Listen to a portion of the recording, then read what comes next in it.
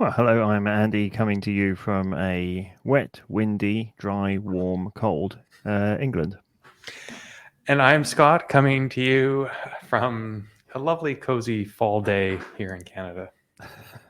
I'm sure it's very beautiful. It is. The leaves are changing, and it feels like a new season is upon us. We Yeah. definitely get our 4 seasons here. Yeah, no, that's the nice thing, isn't it? In the sort of the proper northern hemisphere, it's the same in Mm-hmm. Scandinavia as well. You see the very distinct difference between all four. Whereas here, it's yeah, if you're paying attention outside the window, you might get all four in the same day. Mm-hmm. Love it. This is the Tea and Timbits podcast, not the Weather Channel, and we welcome you to another episode of Global Perspectives on Business Development to help you prosper. Welcome. This week, we are inspired by my story from last week, going to talk a little bit more about personal branding. But before we get into that, Scott, I think you have a story for us. I do, and it has nothing to do with personal branding. So maybe it'll be the segue for the next episode. Yeah, let's see. So we are undertaking an exercise at my agency at Flywheel to think about how we need to be structured and how we need to be postured in order to be able to double in size. There's not a particular timeline on that, but that's the vision of what we need to be able to do. Mm-hmm. And so there's some really great, smart people that are part of our team here that are not me, that are working on this, and they're getting all kinds of perspectives and thinking about things. And we've had some really good, positive internal conversations, which maybe is a different story to share, to sort of contribute to understanding that and what needs to change and where some of the obstacles are at the moment. And so again, I'm not involved in the project really, except there was a check-in to say, okay, here's what's been done and here's our findings so far. And before we move on, wanted to, share this. And it was all very good, very smart work. But I said, gently but firmly, this is all really well and good, but it's missing the client perspective. And they kind of went, oh, well, yeah, you're right. We didn't actually talk to any clients.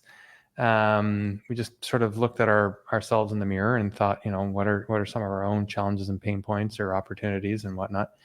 And I said, I think doing something of this kind of significance it's a miss. So can we incorporate, the client perspective? Okay. So they went off, and I was then involved in like, well, what is the client perspective? And we got some more detail added in. And so then I felt pretty good after that exercise. And then they said, okay, here's the updated draft. And it had a little bit in there, but I was like, oh, like it's still missing.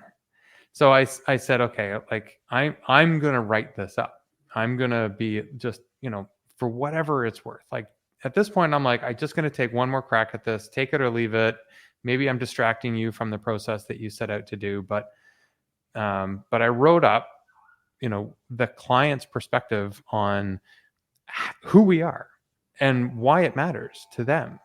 And when I had written it up that formally and articulated it in a way that could be sort of more broadly shared, I didn't expect it to have a huge outsized impact on some of the processes and internal structures that we do need. But if you're thinking about that kind of structural change without a really deep connection with why we even exist as an agency to do what we do for who we do it and what they want and how that works, you're going to end up architecting something that may work well, but is not as good a fit as it could be. So I kind of put up a roadblock, put up a hurdle. We slowed down a bit. We went through it all together. I felt justified. I felt validated. And I got some good feedback that, it is definitely a perspective worth understanding more clearly. So for whatever that's worth, thought I'd share it. That's an interesting story. Thank you very much, Scott. Mm-hmm. I appreciate it. We are, as I mentioned, going to be talking about personal branding today. And what would you want the listeners to be getting out of that conversation, Scott? Well, I think the reason that we popped this on was after our last episode and the story that you shared at the beginning, about somebody whose personal story was somewhat incongruous with the business story. And in the sales position, you have to represent that yourself. And I, talked a little bit about that situation and coming across it before. And I thought we probably got more to say about that. I think it's entirely possible, but often overlooked, that those two things can support each other. And when done properly, and even if they're not congruous, there is a way to be intentional about when you are presenting yourself with sort of one hat on, and when you're presenting yourself with another hat on, and when it's appropriate to blend those two together, and when it doesn't make sense. So I don't think people think about this as formally as they should. And or said another way, I think if people in a business development role, in a marketing role, in any sort of situation like that, if they did take a moment, it would one, give them a little bit more personal satisfaction, and two, make them more effective at their job. So that's what I'm hoping people take away. That's very good. What steps would you say are necessary in order to achieve a good personal brand? Because one of the things I mentioned last week in the story was this situation where it was an extreme disconnect. I mean, there's always going to be, a personal life and a professional life, and that's absolutely fine. From my perspective, it's important that you somehow align those two sort of lives. But do you have any sort of tips that you would give to people to make sure that they do that in a good way? I'm sort of thinking of it as you even asked the question from two different perspectives. One, sort of the sales leader, and two, the individual contributor. And so if you are a sales leader, I think one thing you need to do in order to do this well is acknowledge the fact that the scenario exists. And you need to probably initiate the conversation with your team and your contributors to say, what's the narrative for you? Let's just go over your own story, like you did in that last episode, and make sure that the people on your team are thinking about that. If you're an individual contributor and that's not being done for you, or you want to show more initiative or take it on yourself, it's getting really clear for yourself about what those two brands are, my professional self and my personal self. And that might make some people's skin crawl just to hear me describe it as two different things, because I also probably more firmly believe that there shouldn't really be a clear distinct, like I mentioned. No, but you see, I'm going to stop you briefly there, because I am very much of the opinion that that everything you said is correct, but except what you're sort of skirting around is the fact that you need to start with finding the core values that align both the professional and the personal side of things, because you should have a personal life that isn't your work, and you shouldn't be defined by your work or the company you work in. Yes, it's a little different if you're an entrepreneur or you're running a business, but nonetheless, there's still an element to you that is separate from the company and separate from the business. And I think that's important. But there are going to be some core values, some key things that you believe in, some key things that tie those together. And taking the time to identify those and find those, that is where your narrative can lie, and that is where you can drive it forward. And I would say, try, if you can, to build those lists in isolation. So if, like, it's kind of hard to do because you already have an understanding of the professional values that you represent. At least I hope you do. But try to make a list of your own personal values independent from the business context, and then work with the business to make sure you've got the right corporate values understood, because sometimes they are different from what you think they are. We run into that at Flywheel more often than you might think. We're a smaller team, and it's still from time to time I'm like, ooh, no, that's not how we're trying to be. So then compare the lists and then figure out how to fit them together, or which pieces fit together, because they don't entirely have to fit together. But no, I think you're completely right, because they are separate, and being separate is key. But I also think consistency is necessary as well. That that once you've sort of defined who you are and how you are, both in private and professional side, and the message that you want to get across, that you have a consistent message, so that people don't see it as necessarily that your personal brand is something separate from your professional brand, or your personal brand is something separate from your private brand. It's an extension. They're an extension of each other, and because they are who you are, and you are slightly different in work than you are at home. I mean, just imagine taxi drivers. God, you don't want them to be the same at home as they are at work. Good, fair point.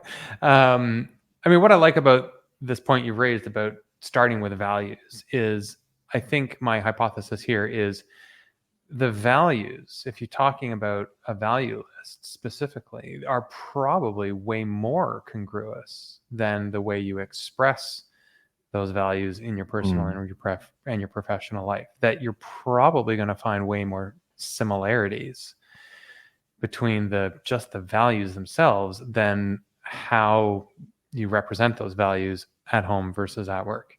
And then it makes it a little easier to be like, oh, I see the alignment here. When you do this, though, when you have developed this personal brand, I think you need to have some boundaries as well, don't you?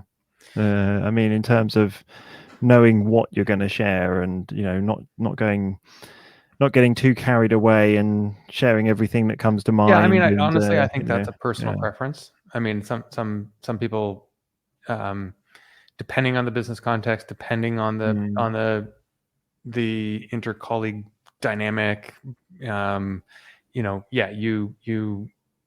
need to make sure there's professional boundaries that exist. I don't think you need to have professional boundaries. There are certain circumstances where those just need to be very present in your mind and govern and used to govern yourself in a work environment. It's very different, although not entirely, from your personal situation. But I completely understand that you probably need to have a filter or a fuzzier boundary about sort of when all your personal details come into work. And you certainly need to make sure you've got some of those boundaries at home, so you're not bringing your work home with you all the time. That's right. I think these are, in certain jobs more important than in others. For example, if you are a civil servant working for the government, then it doesn't matter which party's in charge, because your job remains the same throughout, and the same if you're in the military and so on.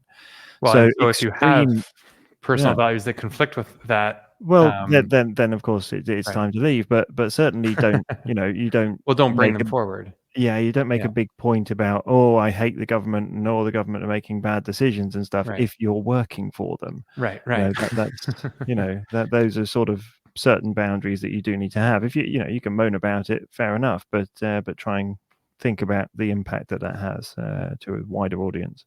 I wonder if we have any enlisted individuals that listen to this podcast. From a personal brand versus professional brand perspective, though. Okay, so we got right into value, which that was great conversation.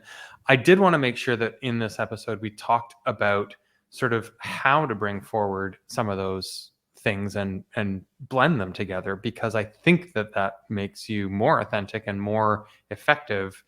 And again, my personal perspective on this, I think other people take a different perspective, and I don't have a problem with that. But for those who identify with sort of my point of view on this, I used to think more strongly that I was supposed to separate them, and now I see. Yeah. more. It's been quite some time since I got over that, but I still want to make sure I emphasize the point that you do not need to necessarily have a dividing wall between them. And I find it much more comfortable to have a tiny, little fence to hop over. Yeah. And to talking about those, but at the flip side, don't feel like just because you do that, you expect other people to. I hate it when we start, new introductions and new meetings or things like that, and somebody's like, wants to, go on for too long about everybody's weekend and personal stories. I'm like, let's get to know each other over time. Let's not make it a big, huge moment right now. So I don't know if that sort of goes to your point about sort of having some of those careful boundaries, but no, it's an element of it, but I think there's more to what you're saying now. Is it's important to to be yourself. Don't be afraid to be who you are, and your little quirks and things that make you. Well, bring those forward. Don't be afraid of those, because those are who you are and what make you. And I know we've both done an exercise together, and we've talked about it together on what is my personal brand at work. Yeah. Right. Yeah. So we've talked about sort of the difference between personal life and professional life, but then even within the professional setting, how am I showing up? What elements are coming forward? Not just values, but what's my story? What's my narrative? And how, because if you were to do a marketing campaign or a sales campaign for a business, you would start from that same place. What is the brand? What does it mean? What are the values? And then what's the story, right? Yeah. And it has to line up with the product and the service and the offering and whatnot, but you don't do it in isolation. So at work, absolutely. If you haven't done this before, look for one of those personal branding templates. Talk about your personal goals, ambitions, targets. Talk about the story that you're comfortable with. Figure out how it interlaces with the corporate story. Practice it. Share it. And I think, again, to reiterate the point I've already made a bunch of times, it'll make you more effective at what you're doing. No, definitely. I think the last point though is be prepared to evolve your brand. Don't remain static. Don't go, oh, I've done this now, that's it, I've got to be this person forever, I've got to act this way forever. No, grow naturally. All brands grow, all brands develop, all brands change over time. And just make sure that your core elements remain consistent, but everything else you can adapt and adjust accordingly. But the nice thing is, if you've developed these and have an understanding of what your core brand is, it doesn't matter if you change jobs every 3 months or 6 months or 12 months. You can still be you without having to fear that you're going to, oh no, I'm going to have to recreate myself who I am again. and represent myself to my network. Yeah, exactly. Any other thoughts on that? I think we've covered it. Yep. Oh, fantastic. Well, that's very good. Thank you. If anyone has any questions or wants to find any more information about personal branding, anything else that we've talked about today, go to tandtimbits.com, where you can get in touch with us, subscribe to our future episodes, and listen to the 40 odd past episodes. It's nearly 50 now, isn't it? Yeah. We're getting there now. That's amazing. We've been doing this consistently for almost a year. That's quite impressive. Yeah. She's still putting up with me. Thank you very much, Scott, and we'll see you next week. All right. Thanks, everybody.